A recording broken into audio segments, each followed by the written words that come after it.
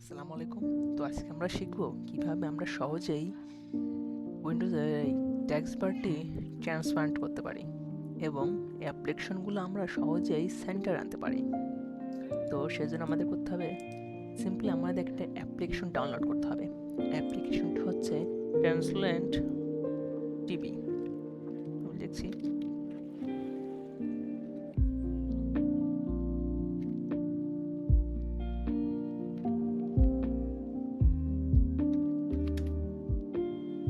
দেখুন অ্যাপ্লিকেশনটি চলে এসেছে। এটা সিম্পলি আমরা ডাউনলোড করব। ডাউনলোড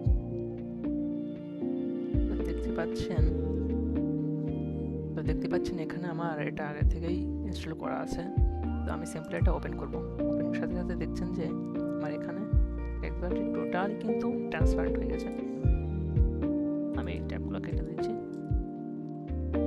ট্রান্সপারেন্ট হয়ে গেছে। আর এইগুলো সামনে আনার জন্য আমাকে সেন্টার আনার জন্য টেক্সট বারে রাইট ক্লিক করতে হবে। পরে রিটার্ন করে দেবো শো আইকন অনলি, শুধু আমরা আইকনটা রাখবো। এরপর আমরা যাব লিঙ্ক দিব। দেখছেন এখানে লিঙ্ক চলে এসেছে, কিন্তু করতে হবে। তো এখানে লক ছিল আমাদের, লকটা কি করব আমরা আনলক করে দেবো। লকটা আনলক করে দেবো। আর এখানে লিঙ্ক যখন আমরা এই অ্যারো চিহ্নটা এটা এইভাবে ধরে সিম্পলি আমরা এটাকে